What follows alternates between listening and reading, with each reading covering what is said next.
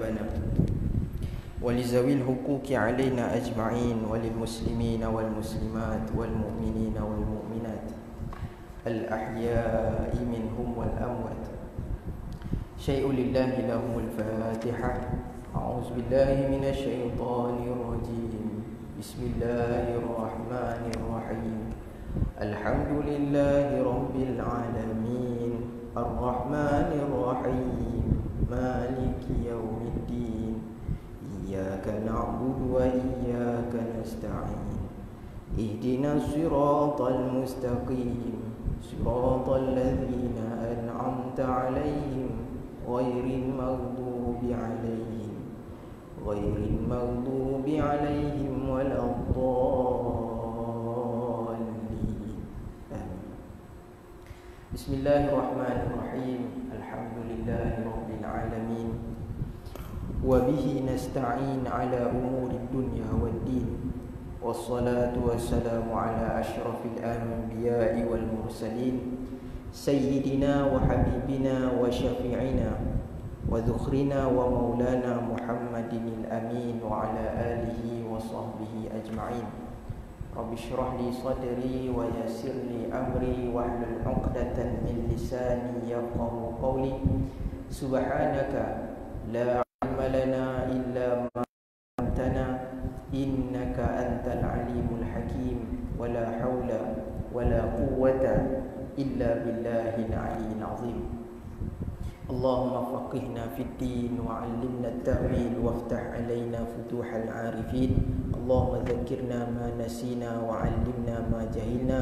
اللهم انفعنا بما علمتنا وعلمنا ما ينفعنا. ربنا زدنا علما نافعا وارزقنا فهما صحيحا. اللهم ارزقنا فهم النبيين وحفظ المرسلين وإلهام الملائكة المقربين. اللهم أرنا الحق حقا وارزقنا اتباعه وأرنا الباطل باطلا وارزقنا اجتنابه برحمتك يا أرحم الراحمين. والحمد لله رب العالمين. Alhamdulillah, syukur pada Allah Subhanahu wa taala pada pagi yang berbahagia ini, pagi yang mulia ini. Allah masih lagi mengurniakan kepada kita nikmat kesihatan, nikmat kehidupan, bahkan beri kita kesempatan untuk sama-sama kita melaksanakan ibadah kepada-Nya selaku kita hamba Allah Subhanahu wa taala. Apatah lagi kita masih dihidupkan berada di dalam antara bulan-bulan yang dimuliakan Allah Subhanahu wa taala.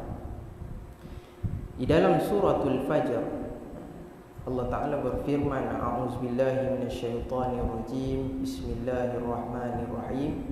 Wal fajr wa layalin 'ashr wasyaf'i wal watr wal layli idza yasr. Shadaqallahul azim. Allah berfirman di dalam suratul Fajr, wal fajr wal fajri, demi waktu fajar. Waw tu dipanggil wawul qasam, waw sumpah. Di dalam Al-Quran Allah Ta'ala banyak menggunakan uslub sumpah. Wasyamsi wadduhaha wallayli wadduha, kemudian wal asri waddini wazzaitun. Itu semua perkataan-perkataan sumpah, uslub sumpah. Dan kata ulama, bila Allah Ta'ala bersumpah, Allah berhak untuk bersumpah dengan mana-mana daripada makhluk, sebab Dia cipta makhluk itu. Adapun kita, kalau kita bersumpah, kita hanya boleh bersumpah dengan nama Allah. Wallahi wa billahi wa tallahi. Itu dipanggil waw sumpah, ba sumpah, ta sumpah, ta'ul qasam. Dan bila Allah bersumpah dengan makhluknya, Allah menggunakan uslub sumpah. Yang pertama, Allah Ta'ala nak tarik perhatian kita bahawa kenyataan yang nak disebut ni benda penting, benda besar. Yang kedua, Allah bersumpah dengan makhluknya, menunjukkan makhluk itu ada nilainya yang tersendiri, ada kelebihan dan keistimewaannya di sisi Allah. Yang ketiga, Allah bersumpah dengan makhluknya, Allah mahu menunjukkan tanda-tanda kekuasaan dan kebesaran.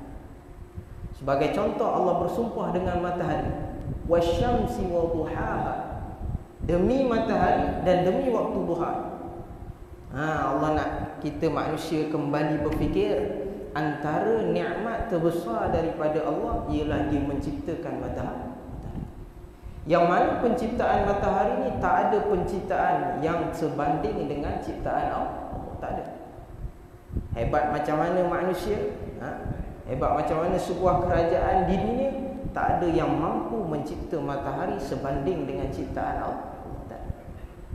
Dan kita tahu bagaimana matahari itu dengan ciptaan Allah itu dia dapat memberikan kebaikan kepada hidupan.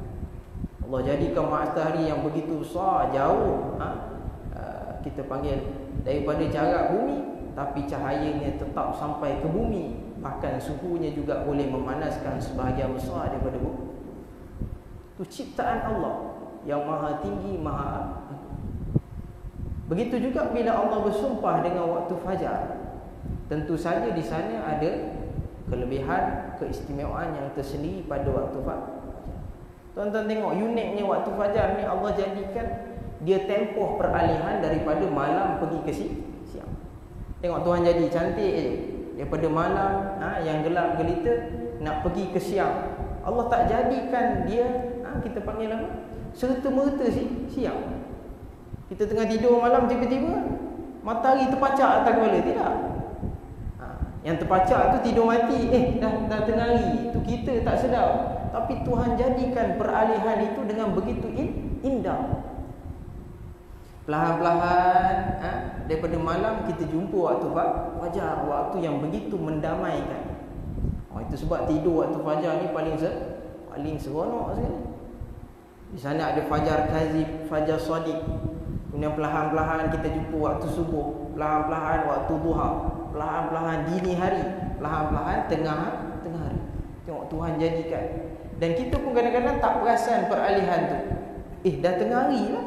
Tak perasan. Bayangkan kalau Tuhan jadikan daripada malam pergi ke siang serta-merta.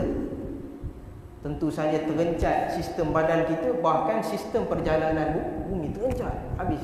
Terperanjat semua terbantut pertumbuhan dan ekosistem alam. Tapi Tuhan susun dengan maha kayanya, maha pemurahnya, maha berkuasanya. Tuhan menyusun semua itu dengan begitu indah dan sempurna. Kita manusia, kita buka mata, Masya Allah, orang beriman dia nampak ini semua nikmat daripada Allah. Itu sebab pagi ada zikir lain, petang ada zikir lain, supaya kita ingat tentang kita panggil kekuasaan Allah Subhanahu. Lalu Allah menyambung dalam surah ini, walayalin ashr, demi malam-malam yang 10.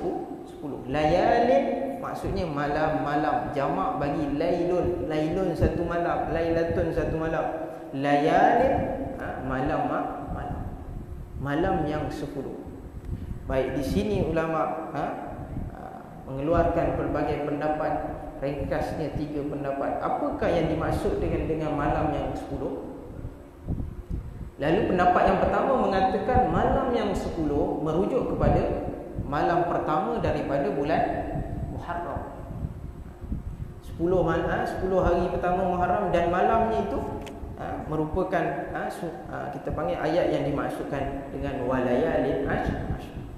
Sebab Allah sediakan kurniaannya, bahkan kebanyakan hari-hari besar dalam Islam, ayyamillah, hari-hari besar Islam juga berlaku di dalam 10 pertama Muharram.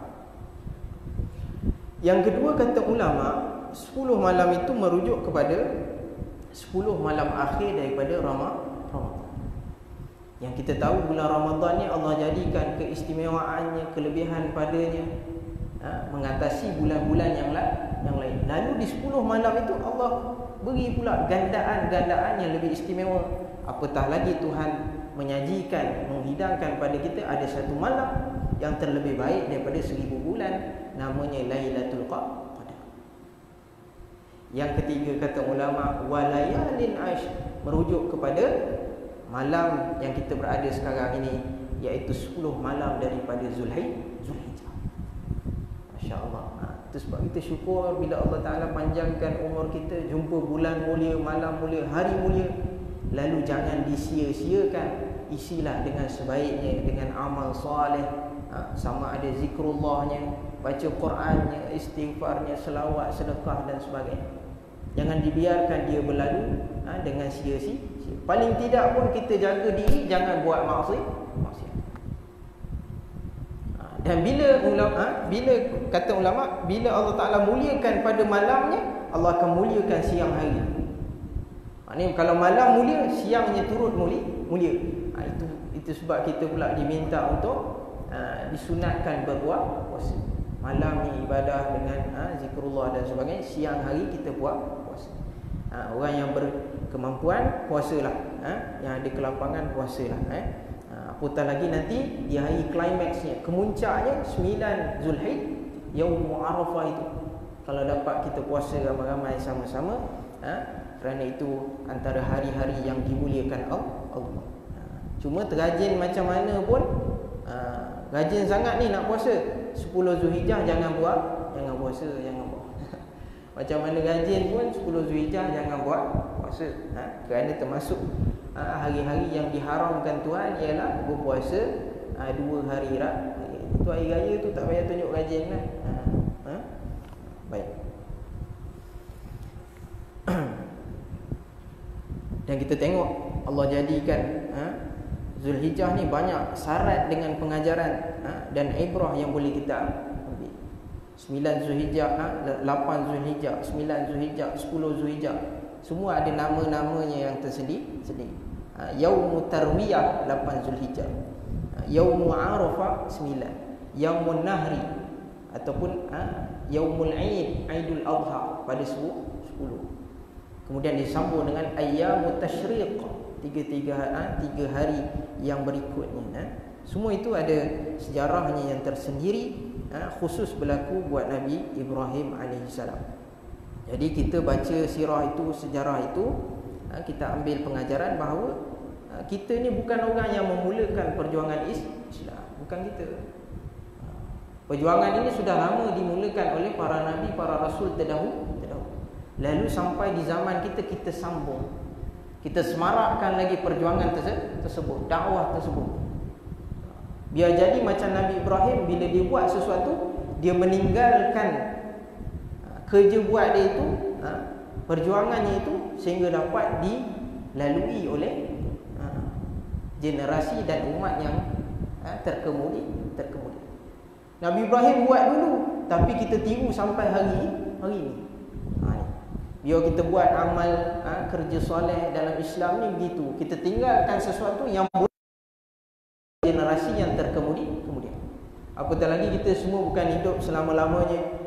Kita hidup ada limitnya, sampai satu masa kita dipanggil Allah. Biar kita puas hati kerana meninggalkan amal yang boleh ditiru dan dicontohi oleh orang-orang terkemudian.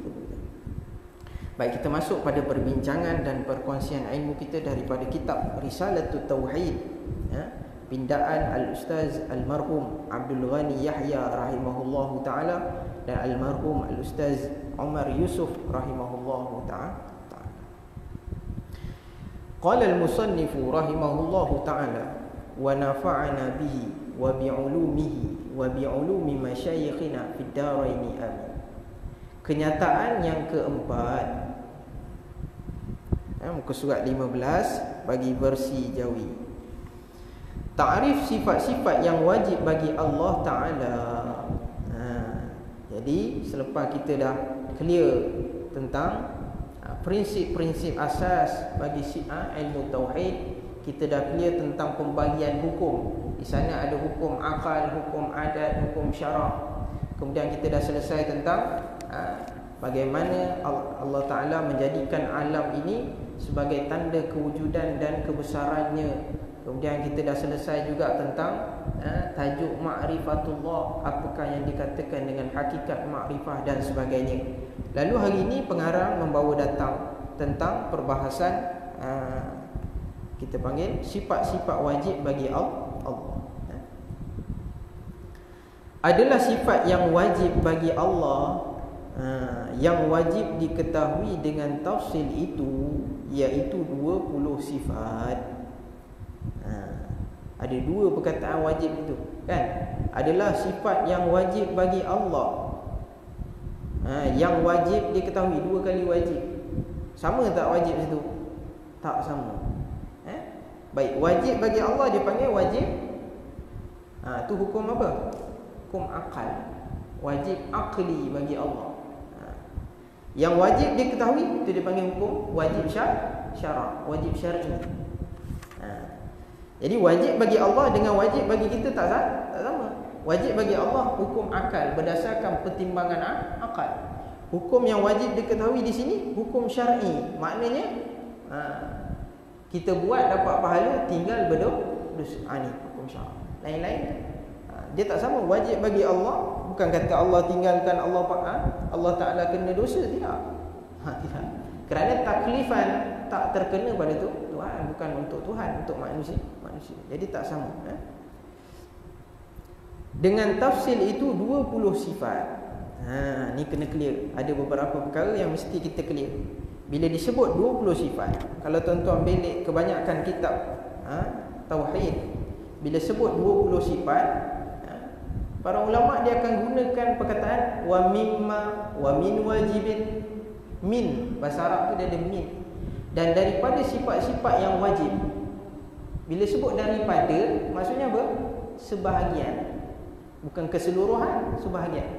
Nak sebutnya apa? Ulama kita langsung tidak membataskan sifat Tuhan hanya 20.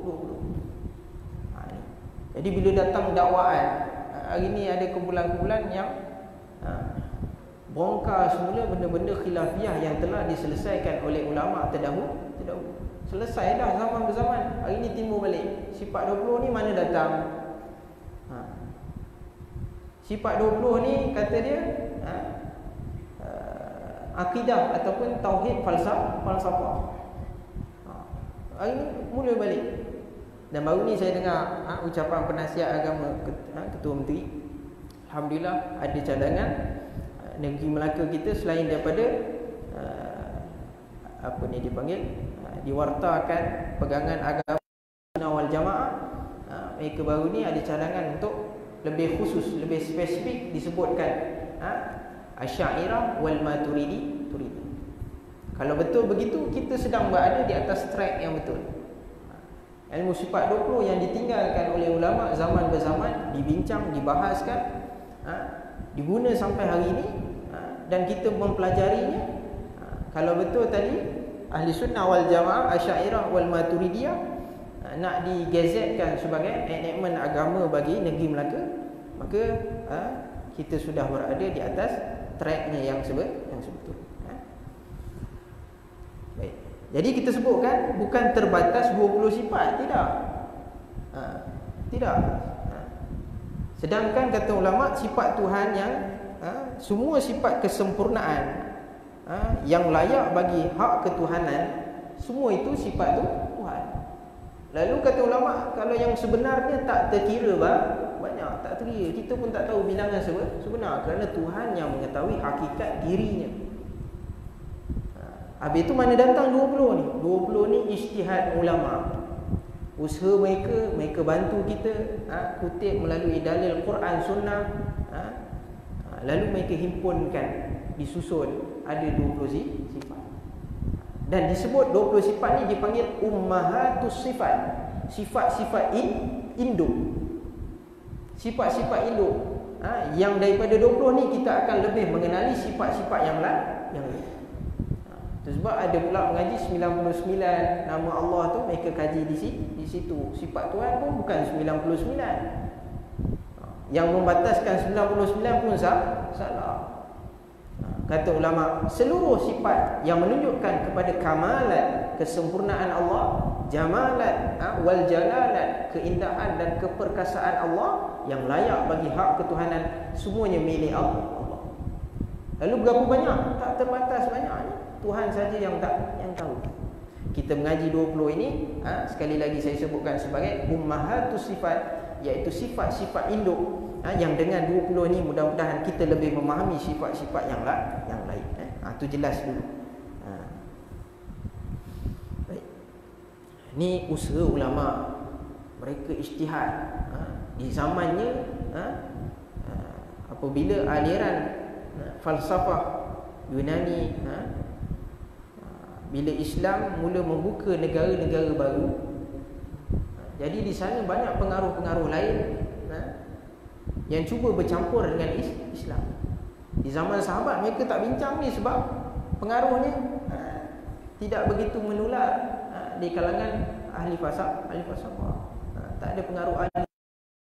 Tetapi bila empayar Islam mula meluas, Islam bukan hanya di semenanjung tanah Arab, tapi sudah mula meneroka di bumi Rom, di Eropah sana, di bumi Itali, di Greek sana, maka masuk unsur-unsur falsafah. Dan dengan ijtihad para ulama yang begitu mengambil berat tentang agama kita, mereka berusaha untuk mempertahankan dan memelihara keaslian Islam, ketulisan. Lalu mereka ijtihad, keluar ilmu sifat dulu. Di zaman dia berjaya menyediakan sumbangan itu. Begitu kemudian datangnya ulama yang terkemudian, seumpama Imam Ibn Taymiyah dan lain-lainnya, mereka semua berijtihad. Jadi kalau di zaman kita sendiri pun mampu berijtihad untuk menyusun satu metodologi yang membawa manusia mengenal Allah, menolak kesyirikan, lalu mentauhidkan Allah, ahlan wa sahlan, dipersilakan. Kita ambil ulama-ulama ini kerana sumbangan mereka yang begitu besar dan boleh dimanfaatkan sampai hari ini. Dan dengan sifat 20 ni dia benteng. Kalau tuan-tuan belajar nanti, tuan-tuan akan dapati dia benteng. Apabila masuk unsur keraguan, syak wa sangka terhadap persoalan ketuhanan, persoalan agama, sifat 20 ni benteng yang telah mempertahankan akidah umat Islam zaman berzaman.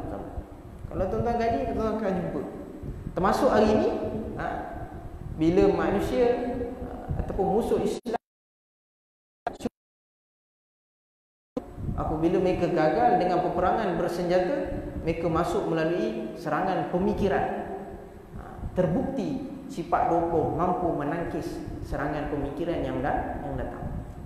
Itu sebab kami di Azhar, ulama-ulama dia bertahan sifat 20, guna sifat 20. Tuan-tuan mengaji tak pergi Azhar, dah mengaji sifat 20. Macam Azhar dah, boleh panggil Azhari semua. Boleh panggil ni semua lepasan Azhar, lulus sifat 20 dah. Sebab pergi Azhar sifat 20. Mereka kaji, mereka. Nanti ada satu tajuk yang menarik, kita akan hurai lebih. Hari ni pelik-pelik, sekularisme, pluralisme, liberalisme. Kalau tak ada satu benteng yang ampuh untuk mempertahankan serangan-serangan ini, dia amat bahaya. Jadi ulama di Azhar mereka sangat pertahankan. Itu sebab mereka lebih tegas dalam persoalan sekularisme ini untuk menangkis kita panggil fahaman-fahaman yang cuba menjauhkan manusia, bahkan menyelewengkan manusia daripada kehidupan beragama yang sebenar. Baik, kita bincang yang pertama. Yang pertama, al-wujud.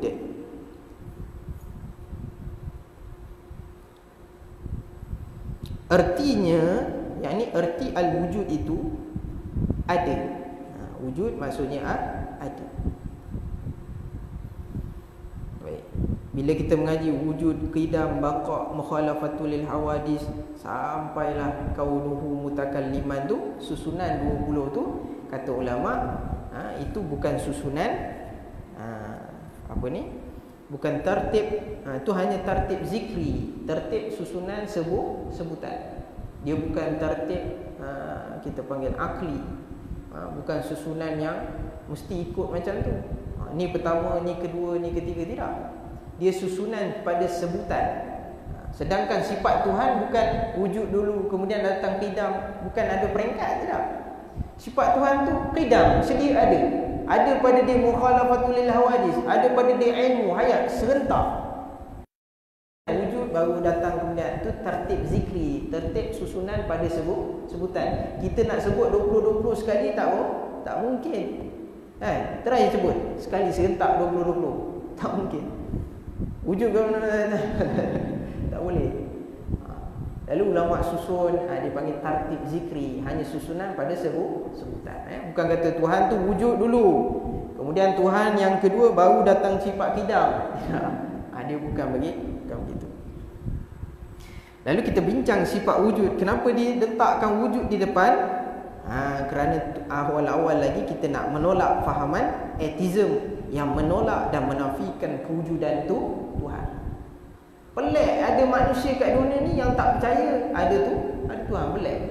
Sedangkan Allah jadikan manusia, setiap manusia, bahkan yang muslim, mukmin, yang kafir, semuanya ada naluri bertuhan. Kita semua Allah jadikan ada naluri bertuhan. Cuma apabila mereka kita panggil jahil, ataupun mereka itu terlalu mengikut hawa nafsu dan akal yang dangkal semata-mata, lalu mereka menafikan kewujudan Tuhan. Nanti kita bincang. Baik, al-wujudu artinya ada, dimaknakan. Jadi artinya itu terjemahan. Arti terjemahan. Bila disebut dimaknakan, huraian dia. Apa makna wujud? Dimaknakan dengan tetap, yakni sabit, benar dan sungguh, yang wajib bagi zat Allah Ta'ala, yang tiada dikeranakan dengan suatu kerana. Apa dia pula ni? Jadi sifat itu sifat yang sabit, tetap. Sifat yang sabit, tetap, yang wajib bagi zat Allah, yang tiada dikeranakan dengan suatu kerana. Apa maksud tiada kerana dengan suatu kerana? Sebab ulama nak bezakan antara wujud dengan sifat maknawiyah. Sifat maknawiyah ni dia hadir sebagai dikeranakan oleh sifat ma'ani. Jadi sifat wujud bukan macam sifat maknawiyah. Sifat maknawiyah ni hal, dia panggil hal. Bila berkuasa, hal keadaannya berkuasa. Dia hal. Jadi wujud bukan macam hal. Ni kata dekat wujud itu bukan macam maknawiyah. Ni dekat ta'rifannya, dia nak bezakan dengan sifat maknawiyah. Maka wujud itu di sisi Al-Imam Fakhrul Razi rahimahullahu ta'ala dan Al-Imam Abu Mansur Al-Maturidi rahimahullahu ta'ala, bukan ia ain mawjud dan bukan lain daripada ain mawjud. Sudah, apa dia pula ni? Maka atas qaul ini adalah wujud itu haliyah, yang menepati antara ada dengan tiada. Tetapi pada pendapat Al-Imam Abu Al-Hasan Al-Ash'ari, wujud itu ainul mawjud, yakni wujud itulah zat mawjud, kerana tidak disebutkan wujud melainkan kepada zat. Baik, ini perselisihan pendapat antara ulama. Yang pertama, mereka mengatakan wujud tu haliyah, hal.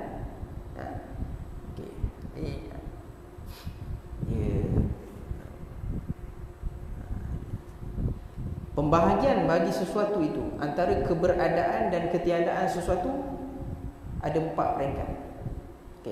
Dia tak ada dalam kitab. Yang pertama dia panggil maujud. Sesuatu tu ada, dia panggil maujud. Maujud ni apa? Kita boleh tengok, kita boleh capai, kita boleh rasa, dan dia ada dalam kepala. Kita boleh bayang, kita boleh tengok depan mata. Itu dipanggil maujud, benda ada sungguh. Baik, turun sikit dia panggil hal. Hal ni benda yang hanya ada dalam kepala.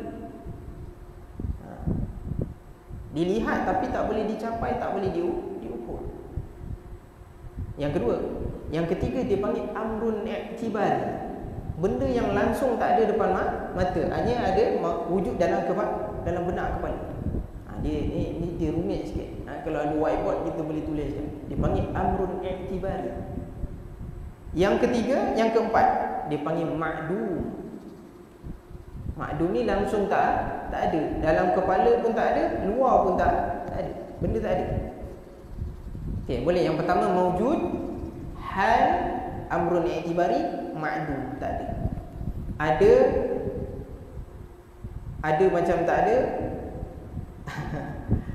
Ada dalam kepala, tak ada di luar. Bawah sekali langsung tak ada. Dalam kepala tak ada, luar kepala pun tak ada. Ni apa pula ada tak ada ni?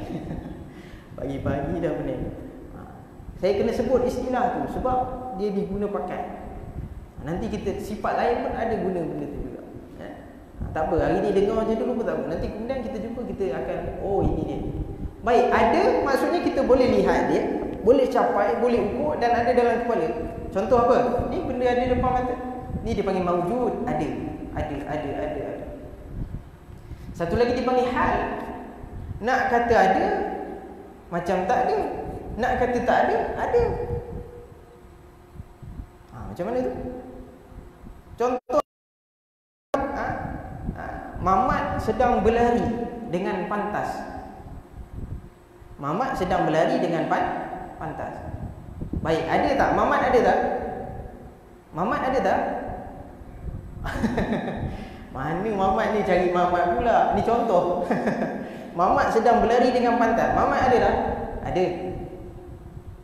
Baik, lari dengan pantas ada tak? Ada tak lari dengan pantas? Ada tak? Okey, kita pun ambil Mamat. Boleh ambil? Ambil lari dengan pantas boleh tak? Tak boleh. Tapi ada tak? Dia panggil istilah dia sungguh. Dia sungguh tapi tak ada.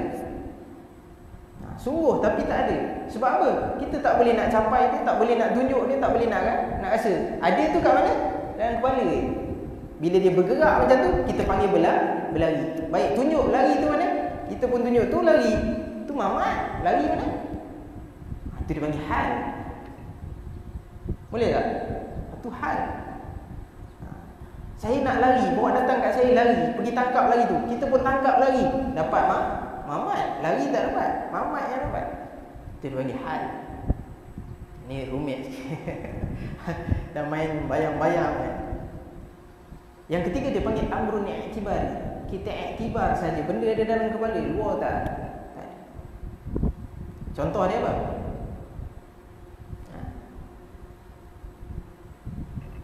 Baik, contohnya ni pelik sikit. Contohnya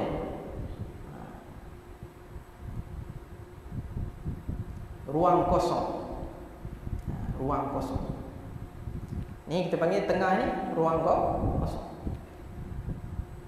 Baik. Ruang kosong tu ada ke tak ada? Ataupun soalan dia begini. Soalannya, masa tukang buat masjid ni, dia buat masjid dinding, dia buat tiang. Baik, dia buat tak ruang kosong? Kita lukis pelan. Saya lukis pelan. Baik, kita pun lukis. Ni ada tukang lukis pelan. Kita lukis, cakap dengan tukang, belah tengah ni saya nak awak buat ruang kosong. Dia pun ambil bahan nak buat ruang kosong. Ada tak bahan buat ruang kosong? Ruang kosong tu kena buat tak? Tak payah buat. Dia buat tiang, dia buat dinding, dia tinggalkan tengah-tengah ni. Jadi ruang kosong ni tak payah buat. Tapi ada tak? Ada. Mana dia? Tak boleh capai. Ada dalam kepala. Kita yang panggil ruang ini dipanggil ruang kosong. Dia panggil iktibar saja. Kita tengok macam ni, kita pun tangkap, kita sebut ini ruang kosong. Boleh? Satu lagi. Panjang. Kita ada satu kayu panjang ni. Baik, sekarang kita ada pegang kayu.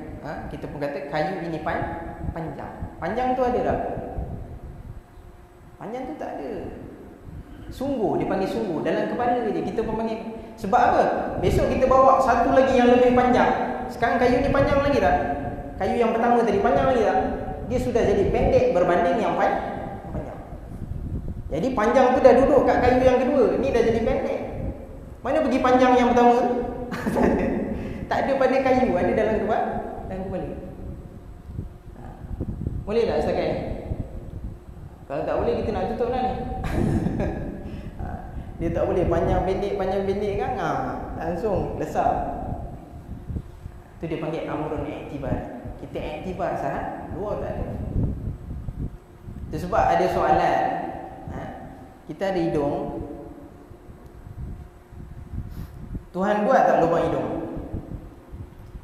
Tuhan buat kita, Tuhan buat tak lubang hidung ni? Lubang ni buat ke tak buat? Tuhan tak buat lubang hidung, Tuhan buat hidung. Tuhan pun buat hidung kita, bentuk dia begitu, ada ruang. Kita pun panggil tu lubang hidung. Bukan Tuhan buat lubang, buat hidung, kemudian korek bagi jadi lubang. Tidak. Lubang hidung ni kita panggil, bila lompong macam ni, lubang hidung. Bukan kena buat, tidak. Tanah, lubang. Kita bukan gali lubang, kita gali tanah, jadi lubang. Lubang tu amrun i'tibari. Kita i'tibar, oh ni lubang. Boleh tak? Sebab amrun i'tibari dia pecah pula tu. Pecah pula habis. Dia panggil satu amrun i'tibari, dia panggil ikhtira'i. Satu lagi amrun i'tibari, Allah SWT. Satu ikhtira'i, satu lagi intiza'i. Dia pecah pula. Intiza'i ni kita tengok sesuatu, kita ambil faham tu dia panggil ikhtira'i, intiza'i. Ikhtira'i ni macam kita gambarkan sesuatu yang tak ada depan mata. Contohnya apa? Tuan-tuan pejam mata, tuan-tuan bayangkan gajah berkepala 10. Kat dunia ni ada gajah kepala 10 tak? Tak ada. Tapi boleh gambarkan tak? Boleh. Yang gambar tu dia panggil amrun i'tibar. Kita pejam mata, gajah berkepala 10. Kita pun gambar kepala kat sini, kat sini, kat sini, kat sini. Sebenarnya ada tak? Tak ada. Yang ada dalam kepala. Itu pun dia panggil amrun i'tibari. Kita bayangkan sesuatu. Depan mata tak ada. Jadi akal kita ni Masya Allah, Allah jadikan begitu unik. Benda tak ada dia boleh adakan. Benda yang ada pun boleh ditangkap, faham. Ini unik akal. Dan maklum ni langsung tak ada. Kita nak gambar pun tak boleh. Kita nak sentuh pun tak boleh, nak tengok depan mata pun tak boleh. Lalu Al-Imam Abu Hasan Al-Asy'ari dan Imam Fakhrul Razi dan Imam Abu Mansur Al-Maturidi, mereka bersalahan sedikit, berselisih sikit pada bab sifat wujud. Abu Mansur Al-Maturidi kata wujud ni hal. Apa maksud hal? Dia sifat yang ada tapi tak dapat nak dikecap. Dia ada, sifat tu ada, tapi tak boleh nak tangkap, tak boleh nak tunjuk, tak boleh nak pegang. Sifat wujud tu hal. Ada pun Imam Abu Hasan Al-Asy'ari kata tidak. Wujud tu ainul mawjud. Bila dikatakan wujud, zat Tuhan tu wujud lah. Dia lebih kurang je sebenarnya. Sebab bila nak tunjuk wujud, mesti tunjuk pada batang tubuh. Saya ada tak? Ada. Mana? Ni saya. Ni tubuh saya. Ada tu mana? Ada. Perkataan ada tu mana? Ni saya. Tak, ni bukan ada. Ni saya. Ada pada saya tu mana? Hal. Kita je tangkap. Kita hal. Jadi panggil hal. Takut tak sarapan pagi ni, mikir sampai tengah hari. Hal ada tak ada. Boleh Tapi Imam Abu Hasan Al-Asy'ari kata ainul mawjud tu ada lah. Sebab bila kita bercerita tentang ada dan tiada, wujudnya sesuatu, kita bercerita tentang diri sesuatu itu. Kita tanya, imam ada tak kat masjid? Imam ada tak kat masjid? Pertama sekali kita tergambar apa? Imam, rupa imam tu. Imam ada tak kat masjid? Imam tu kita tergambar. Imam tu rupa dia begini. Kita pun pergi cari. Ada. Sebab apa kita kata ada? Sebab memang nampak tubuh dia. Ada. Kita orang tak tanya, imam ada tak kat masjid? Kita pun tergambar motor dia, motor imam, rumah imam. Imam tak tergambar. Mesti tergambar imam tu. Itu dipanggil ainul mawjud, batang tubuh tu. Bila sebut ada, mesti ada ainnya, ada objeknya. Okey. Nampak mudah faham tu. Alhamdulillah. Baik, jadi dekat situ mereka berselisih di situ. Situ je, tapi bendanya masing-masing mengatakan Tuhan tetap ada, tanpa menafikan kewujudan Allah. Adik boleh faham? Boleh adik ni boleh faham tuan-tuan, takkan tuan-tuan tak faham. Adik ni boleh faham, masya-Allah. Barakallahu fi, fatahallahu alaik.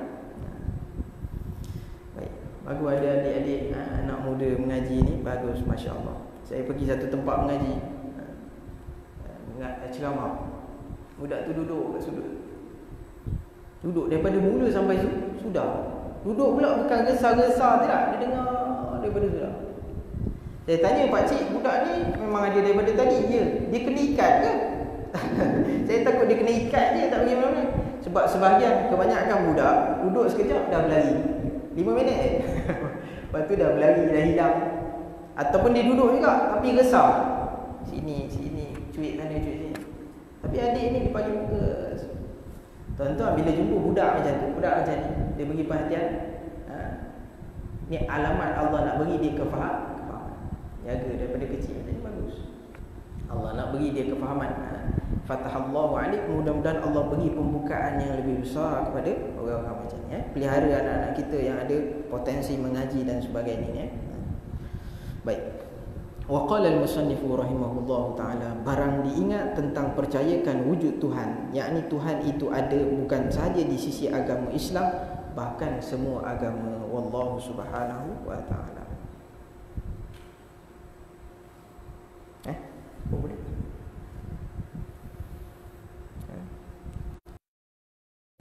Barang diingat tentang percayakan wujud Tuhan, yakni Tuhan itu ada bukan sahaja di sisi agama Islam, bahkan semua agama di dalam dunia ini mengaku mengatakan Tuhan itu ada, kecuali etis, komunis, pragmatis dan sebagainya.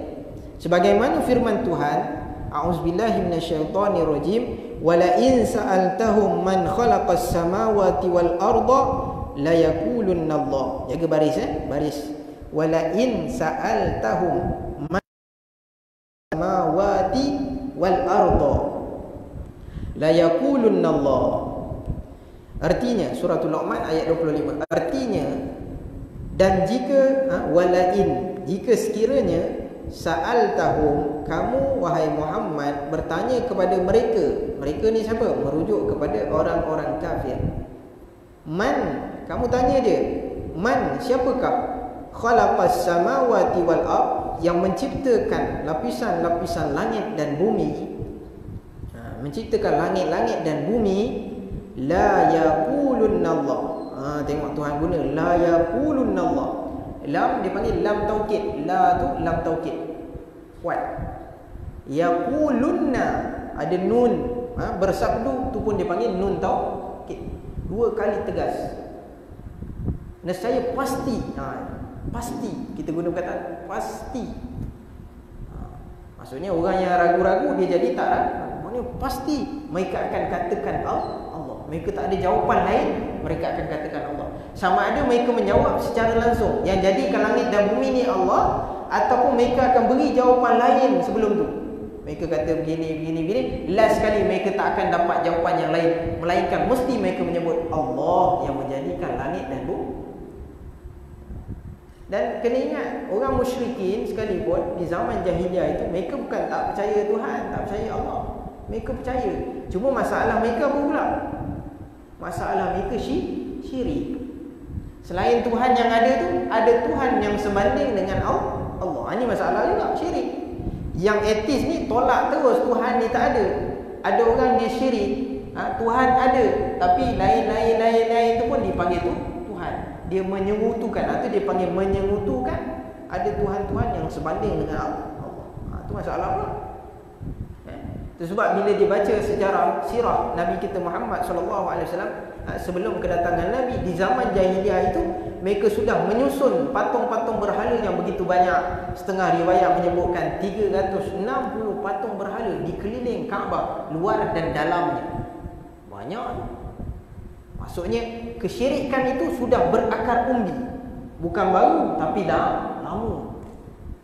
Sudah berakar umbi. 360 patung berhala. Macam satu hari satu patung. Cukup setahun 360. Satu hari satu patung, satu hari satu patung. Maknanya penyakit syirik itu sudah berakar umbi, bukan baru. Itu antara cabaran Nabi kita Muhammad SAW berdepan dengan mereka. Patung pula ada macam-macam nama. Latta, Uzza, Mana, Suwa, Salas. Dalam surah Nuh ada sebut nama-nama patung berhala. Jadi kita nak belajar, kita nak tangkis semua perkara yang kita panggil luaran ini, yang tidak sebanding, yang tidak selayaknya bagi Allah.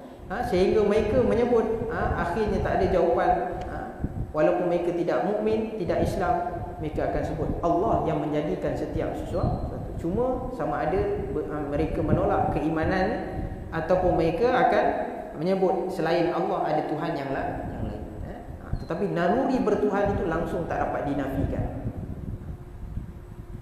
Setengah mereka oleh kerana kesombongannya, kerana kejahilannya, kerana kedegilannya, mereka menolak dan kita panggil menafikan, menentang apa yang dibawa oleh para nabi dan para rasul. Wa qala al-musannifu rahimahullahu taala, yang kedua, al-qidamu artinya sedia. Wallahu subhanahu wa ta'ala. Boleh faham saya harap boleh faham. Mudah-mudahan insya-Allah. Takut tak faham, lebih takut lagi salah faham. Dia rasa faham dah, rupa tak faham. Tu bahaya. Ingat dah faham, rupa salah faham. Nak tahu faham ke tidak, tonton balik, baca balik. Kalau sangkut ni apa ni, tu tak faham. Ataupun tak ingat, dia tak teringat. Baca balik, kalau boleh hurai, faham. Kita faham, cuba fahamkan orang pula. Panggil orang rumah, main sini nak tengok. Boleh baca, boleh fahamkan, tu insya-Allah faham. Tapi ada sangkut-sangkut, kita boleh bincang di lain masa. Wallahu subhanahu wa ta'ala alam. Bismillahirrahmanirrahim. Alhamdulillahirabbil alamin. Wassalatu wassalamu ala asyrafil anbiya'i wal mursalin wa ala alihi wa sahbihi ajma'in. Ya Allah, ya Tuhan kami, ampunkanlah segala dosa kami, dosa kedua bapa kami, dosa isteri dan anak-anak kami, dosa sekalian kaum muslimin dan muslimat, sama ada yang masih hidup ataupun yang telah mati. Ya Allah, ya Tuhan kami, kurniakanlah kami ilmu yang benar, kefahaman yang benar, amalan yang benar, sehingga kami benar-benar menjadi hamba-Mu yang benar di sisi-Mu. Ya Allah, Rabbana atina fid dunya hasanah wa fil akhirati hasanah wa qina adzaban nar. Wa sallallahu ala sayyidina Muhammadin wa ala alihi wa sahbihi wa baraka wa sallam. Alhamdulillahirabbil alamin.